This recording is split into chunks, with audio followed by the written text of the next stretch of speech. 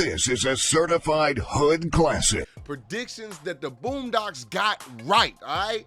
Man, if you want to see more videos like this and you want to see even more videos like South Park full videos, Venture Bros full video, Futurama, man, check out the Patreon below, man. Check out the Patreon. It's only $3 a month, and you can get access to we got all kind of content on there, man. All right, let's get started. When it comes to television shows retaining relevancy and standing the test of time, the Boondocks is definitely at the top of the list. Big facts. The Boondocks first hit the television scene in late 2005.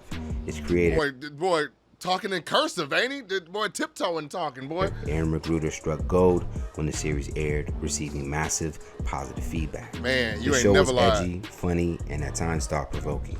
The show was highly praised by at times, all the time, thought-provoking, my boy. the culture because it foreshadows the culture and all that it inhabits. Oh, like the show Usher pushes just the brought up. boundaries just as society does every day.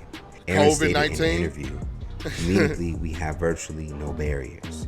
We're allowed to go wherever our imaginations can take us, and that's very liberating creatively. Right. Now, the Facts. month of August has always seemed a little dry with summer coming to an end. School's back in session and there are not many holidays or historic celebratory events. History often repeats itself, and when this happens, those unfamiliar with the past may think it's a new occurrence. The Boondocks is one of those shows that constantly has its pulse on the culture. Therefore, it's able to use satire and social commentary in order to comment on what's going on in our world. They make it make sense. See, here's the thing with the Boondocks. They make it make sense, all right? They talk about relevant issues that, one, is kind of sad we still haven't got together today. Like, for example, the end moment. You know what I'm talking about. The trigger moment, the end moment. I don't want to say it because I ain't trying to get demonetized or whatever on the video. But what I'm trying to say is, bro, that is a perfect example, bro, how two black men can go from calm, rational human beings to animals over something as silly as you bumped me, I bumped you. You might have been looking over there, I might have been looking over here, and we didn't even see each other. And now we done bumped each other. Now we ready to take it to the ultimate extreme and lose lives over something that's small and that trivial. It's silly. It's not even almost, it's sick. That's what it is. It's really sick. And I'm not exempt from this, bro. I've had times in my life, I ain't afraid to say it, bro. I had times in my life that it was something so small that I was ready to take it there. I was ready to go to jail or shoot somebody. You know what I'm saying? Like, and then when I'm out that moment and I start thinking about it, I'm like, damn, like, was it really that serious? Like, man, maybe me and him could have got an understanding, and I start really thinking, moving down the line, I start really thinking about it. Like, bro, is it really that serious? Like, could we have an understanding? You know what I'm saying? And I just feel like the Boondocks does that real good. I really identify with that and a whole lot of stuff that Boondocks say. Well, today. And because history repeats itself, Oh, man. many think the Boondocks has predicted some of these events. Social media went on a frenzy when the footage of the Montgomery I never riverfront seen brawl this, low-key. hit the web. This opened up forums for opinions, responses, and I've seen discussions clips. surrounding the I never actually incident seen it. and all those involved. Look, that man Many was of the swimming. He comments was ready. alluded to the Boondocks episode with throwing a folding chair across a group of people incited violence. Oh, wow. The Boondocks have made a reputation for foreseeing various events surrounding significant moments in our culture. R. Kelly. This wasn't the only instance where the Boondocks hit the nail on the Do head. you think they're more or less predicting or manifesting? Like, don't get me wrong. If you say something to somebody and you give, and now I'm not putting it all in them, but I'm saying if you say something to somebody and you give them like thoughts in their head, some people on accident will manifest whatever they're thinking about. And it can be a tough one, bro. It can be a tough one because I remember watching the episode with Granddad. Granddad was nagging this girl. He was a girl. He was too good to be true. Everything that he really wanted, yada yada, and he let his insecurities get the best of him. I made a reaction to that a week later, and I tell y'all the real shit, man. I don't lie to y'all. A week later, I did not that same situation, but I did something similar to the point where it was like God warning me that could happen. You know what I'm saying? And I didn't heed the warning, bro. So it's like almost like I manifested it in my mind, bro. You know what I'm saying? And so I'm just throwing it out there, brother. I ain't saying it's true. I'm just throwing it out there, y'all. Moments in our culture. This wasn't the only instance where the Boondocks hit the nail on the head. Let's take a look at the times the Boondocks predicted the future. Number 1, Tom, Sarah, and Usher. Oh, Lord. Recent events only added to this theory when Usher was seen serenading the famous artist and actress Keke Palmer, just months after giving birth to her first son. Once the viral moment hit social media showing precisely what took place at the Vegas Park MGM, the father of Keke's child, I'm like, who the fuck is that? took to the web to criticize her actions and wardrobe out of jealousy and possible insecurity. That's some bullshit. Shut the fuck. Like, y'all don't, like, I hate when people do that. Like, comedy hype. Y'all don't have to add that. Possibly charity, jealousy, and insecurity. But do you want your girl to come out the house butt ass naked without you? I can see if she was with him, but I can see if she went there just to look good, just to feel good, because she just dropped the baby. So she might want to feel good about life. There's been plenty of times where, you know, I've been around women that have been pregnant, or I talk to my best friend. She be like, "Hey, look, I want to feel good after I had a baby." You know what I'm saying? Because you got that postpartum depression, all kinds of stuff. So I'm like, okay, understandable. But then she he all up in the dude's face, throwing it back on him, and then got her taken back to the show, and they had to go. I'm saying, bro. I'm just saying though. On some real talk, like, how is that jealousy, bro? Y'all, we gotta stop letting people tell grown-ass men what is not jealousy, bro. You know what I'm saying? Because when women do it, it ain't considered jealousy. Oh, she's a woman. You gotta understand. You gotta take it into account. But when a man feelings coming to, don't nobody give a damn, bro. The internet once again referred back to don't nobody care Boondocks episode where Usher, Mr. Steal Your Girl, stole Tom's spouse, Sarah. Tom cried out for her in the rain. And he started dancing. Singing Usher's Let It Burn. Number 2, the fried chicken flu. Oh, man. Another example was when Popeyes unveiled their new state-of-the-art spicy chicken sandwich. Looking ass, I like that. Lost their minds. In 2010, Boondocks released an episode titled The Fried Chicken Flu, where KFC released a new recipe black people. that had people, specifically the black community, behaving as if some sort of addictive chemical was in the chicken itself. Man. The promotion for the new and improved chicken insisted that... I feel like everybody was kind of acting like that, though. Everybody was going crazy, boy.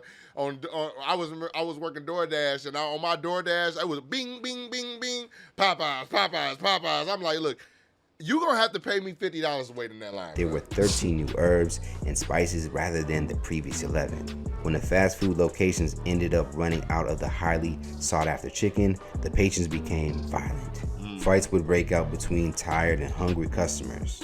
Yep. Ironically, in 2019, there were reports of a deadly stabbing at a Baltimore Popeyes when a customer by the name of Kevin Davis cut in front of another customer. Crazy. McLean. Oh, he looked like he did it. That nigga looked like he did it, bro. Whatever it was. To receive his highly anticipated spicy chicken sandwich. He was later sentenced to 22 years in federal prison for Mr. Davis's murder. Oh, man. Number boy, 3, come on, bro. The mystery virus. In the same exact Boondocks episode, there's an outbreak of a mystery virus spreading at an alarming rate, infecting millions of people. Although the series depicted their pandemic was born by the consumption of chicken, it was a global pandemic nonetheless. All right, almost now, exactly. Remember, they did eat that chicken. Then a little bit later, 10 years from the air date, we were in the beginning of our own pandemic that claimed the lives of over 6 million people, according to the World Health Organization. Number 4, the trial of R. Kelly. One of the biggest conspiracies is the R. Kelly trial episode. Still one of the most popular episodes today. R. Kelly is placed on trial for a disturbing video of him urinating on an underage woman. Crazy, an boy. incident that originally took place in 2002. He was later... Look at that woman. Look at that woman.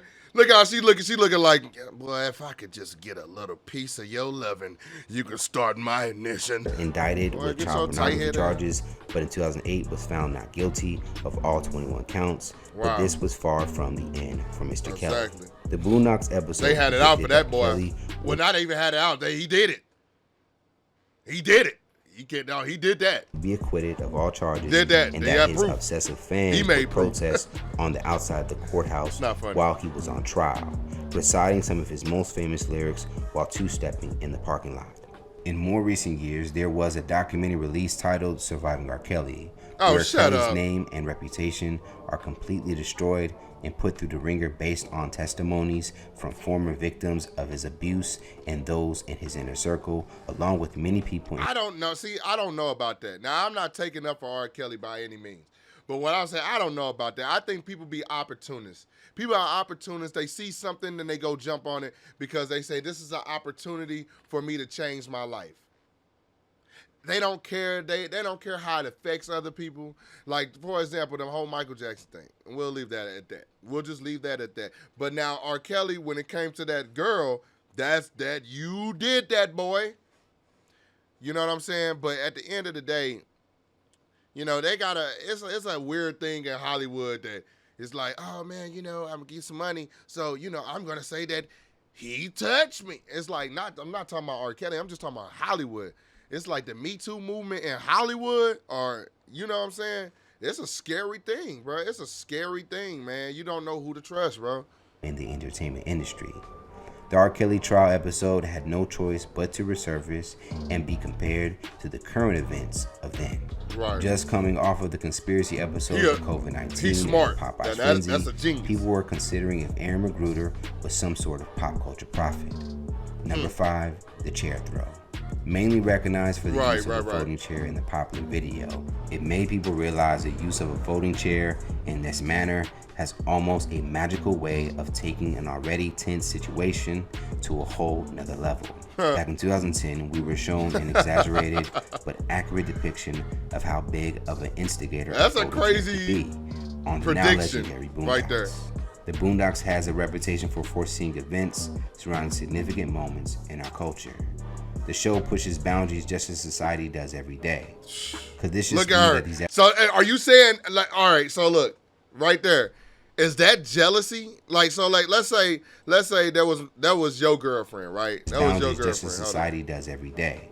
So if your girlfriend was at the Usher concert, any concert, whatever, don't matter, and she was doing that, look at that, Could look at this that. just be that these episodes If she was doing that, is that jealousy? If you had something to say about it, I guess you know what they really want us to do as men: grab our nuts, cuff them, rip them off, and go find their Louis Vuitton purse that we probably spent our last dollar on, drop both of them in there, and just let them walk around with it. That's what they'll be happy. They'll be happy when men do that. And then they'll tell us, why don't you have your nuts? You're not a man. You damned if you do, you damned if you don't. That's why you got to create your own path, bro. Jay-Z said it best, and he wasn't talking about men or anything in general, but he said something that I used every single day of my life, bro. He said, I drove by the fork in the road and went straight. I drove by the fork in the road and I went straight. If that don't change your life, bro, if you can't take some time to think about that, what is a fork in the road, bro? One path going over here, one path going over there. A lot of the times, that is society telling you you can either do one thing, you can either do the other. These are your options. A, B, and of course C is to go back, and nobody wants to do that, all right? He said, I drove by the fork in the road, and what? He went straight. He made his own path. My way. You know what I'm saying? I'm telling you, bro, you got to think. Listen to what I'm saying, man. were Just a little bit. coincidence, Just a little or bit. could the creator of pop culture television have some sort of all-seeing eye? As entertaining as it is, it's pretty far-fetched, but makes you wonder when the episodes and real-life situations are only separated by a minor detail or two. Right. The civil rights movement began in the 1940s and lasted up until the 1960s. Man, that shit still lasting now, man. Own Martin Luther King Jr. They faced tremendous adversity in numerous environments, responding to hate with a nonviolent ideology. Many of us have had a hard time abiding by these practices today. Now, when met with racially driven aggression, there's a high chance it will not be met with peace, but with a folding chair. Okay. Some would attest that this isn't what MLK have wanted and might be accurate. Just look at the receipts. He had people burning stakes in his yard, threatening his family, and physically attacking him but he exceeded his stance on nonviolence. And the He had FBI a got dream, him. a goal for this world. Unfortunately, They hang it up as a plaque in their office. Talking about, we hang it up to say what not to do. We hang it up in our office to say what not to do to someone. Please. You hang trophies up and you hang, pictures up and stuff like that of accomplishments. You know what I'm saying? They were happy that they did that to Martin Luther King. Right? he wasn't able to see it come to fruition. He didn't die off that but we all balcony. know he would have Somebody loved to snuck bear in the his fruits of his labor. hospital and they There are many just murdered like him, fighters who never got to see the fight won, inventors never saw their creation at peak usage. Boy, look, Take I- Nathaniel Alexander as an example, the inventor of the folding chair in 1911. Oh, wow. If Nathaniel could see what the creation was used for today, I imagine a smile would spread across his face and a respected nod of approval. The Montgomery Brawl wasn't the first time Shut we've up, seen bro. folding Shut chairs up. fly, but by the looks of Who it, wrote this? it won't be the last. This user So he's going to be like, black people are using it for combat. I think he more or less would just be happy that his invention is all over the world and used in several different situations. I don't think he gives a damn about that. of the folding chair has almost Maybe a not. magical Who way knows? of taking an He's- already tense he's situation dead. We don't know. to a whole nother level. Over the years, the Boondocks has been highly regarded as one of the most influential shows of our time. Ugly. Since then, Aaron Magruder has parted ways with the show Right. and released a statement right before the air release of What did he season say? 4, What did he say? shocking the world that he no longer would be involved with the widely involved series. That's crazy. This was yeah. due to speculated reasons for disagreements between Aaron and the production heads of Sony. Yeah, regarding he was scheduling and the saying search too for much talent real stuff. expansion. He was changing the black, bro. He was changing the black community. He was saying way too much real shit, bro. He was bridging the gap between white people and black people. I swear they hate that, bro. I know I'm not trying to make this a racial thing, but look, I'm telling you, I swear they hate when white people and black people come together and we realize that, nigga, excuse me, that just the color of our skin is. I mean, besides little differences that we might have culturally, we all Americans, bro. This is the best place to deal with racism here in America. There is nowhere on this earth that is better than America to deal with racism, bro. I'm standing on that right now, bro. I know a lot of people, but what about Sweden? But what about Japan? And what about, shut up. America has dealt with racism so well, bro. And I know that people might say it hasn't. Yeah, it's been problems down the line. It's been problems early on. People trying to understand and get along. That's what happened when you try to make people coexist with each other. But after a while, it gets to the point where if you black, you be like, come on, bro. And if you white, you be like, come on, bro. Like at this point, like it's like distasteful. At one point in time, it was like the thing. It was like being racist, like it was the thing you expected. Nowadays, it's kind of like really distasteful. It's like, are you still on that? Like it's still a black and white thing to you? Like, shut up. Like, you know what I'm saying? Like what are you talking about? An old ass TV, bro? The only thing that should be a black and white thing is old ass TV, old ass picture.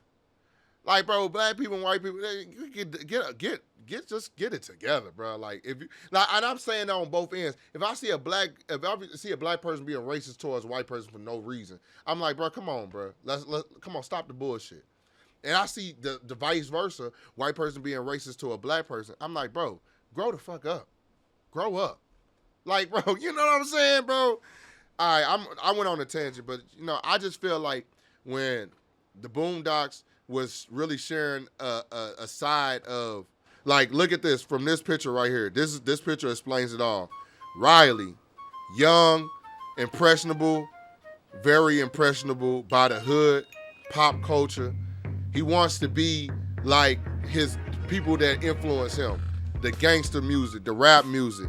He wants to be in. He wants to be considered real. He wants to be respected by the people in the streets. Huey, a visionary, a leader, you know what I'm saying? Very much has his own way of thinking. He sometimes agrees with Riley, and most of the time he doesn't. You know what I'm saying? These are like the epitome of black men right here. you're either Riley or you're Huey. Sometimes there's somewhere in the mix, and then you got Granddad. I said Grandpa. Granddad. Granddad is old. He represents the old ways. He is somewhat Riley. He is somewhat Huey. But at the end of the day, he's old. He's set in his ways. It's typically how most of our old, men in our community act. You know what I'm saying? He going through the struggles of not having a wife. You know what I'm saying?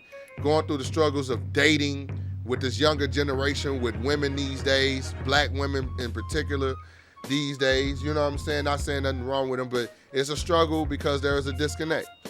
And then you got Tom, which is like the Uncle Tom, like all of that. And then Ruckus, Uncle Tom, bro, just like, it's not the fact that he dated a white woman. It's just the fact that he very much does things by the books. He don't try to break no laws, and people don't really respect him because they feel like he don't have a backbone. Then you got Uncle Ruckus, and that's pretty much the last one. He's the black, but he hates his own people. He hates his own people. You know what I'm saying? So I just feel like that in itself, just the cast, is an insight on the black community. And I feel like the Boondocks as a whole was an insight on how a typical black man would think. You know what I'm saying?